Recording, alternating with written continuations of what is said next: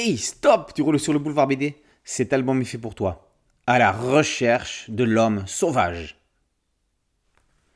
Paris, 1960.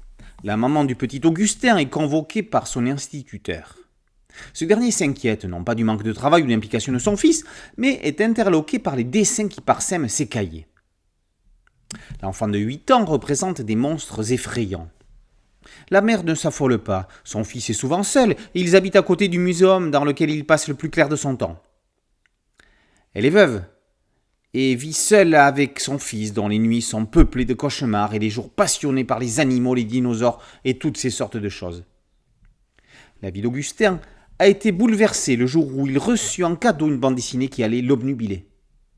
Tintin au Tibet. 10 ans plus tard, on retrouve Augustin en charmante compagnie.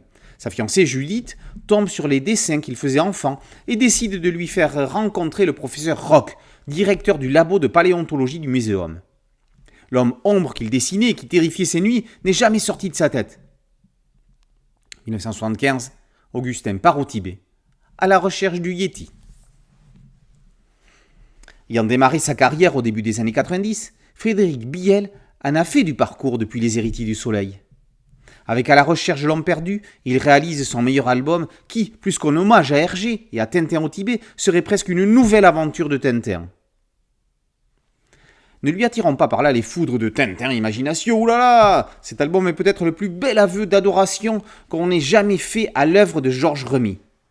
Augustin Bertin, le nom n'est pas innocent. Prononcez les syllabes finales, Tin-tin. Augustin, c'est Tintin. L'homme qui l'accueille à Skardou, dans le Nord-Pakistan, s'appelle André Capitaine. Il porte une barbe noire et carbure au whisky. Ça ne vous rappelle personne ? Dès l'arrivée, ils sont pris en filature par 2 flics dans une Jeep. Tout lecteur de BD avisé a déjà vu circuler un duo de policiers dans ce type de véhicule. Le jeune Atesh, gardien de troupeau, qui s'est un jour blessé à la tête et que les faits ont fait de Tsangou, comprend à présent le langage des animaux. Tsangou, ça sonne comme Chang. Apparaît même plus tard un chien mi-loup. Toutes ces références ne sont que les plus évidentes. Il y en a d'autres que tout un chacun pourra s'amuser à recenser. Le trait crayon de Frédéric Biel est une invitation au voyage. Les couleurs sombres sont teintées d'une lueur éloignée, un peu comme à l'inverse de ce qui peut se faire d'habitude. Il est plus habituel de voir des cases claires avec une tache sombre en fond symbolisant les mystères. Ici, c'est complètement l'inverse. Augustin cherche à atteindre le blanc immaculé de Tintin au Tibet, comme si c'était Biel lui-même qui tentait d'atteindre cette perfection hergéenne. Dans un tout autre style graphique que celui d'Hergé, dans une ligne pure mais pas dans ce que l'on appelle la ligne claire, Biel surprend, étonne et émeut à point rare dans ce qui peut se faire en bande dessinée.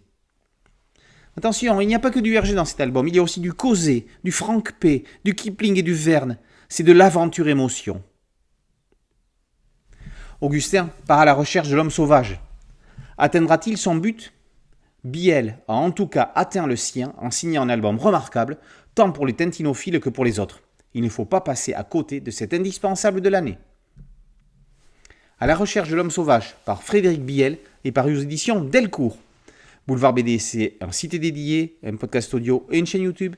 Merci de liker, de partager et de vous abonner. A très bientôt sur Boulevard BD. Ciao.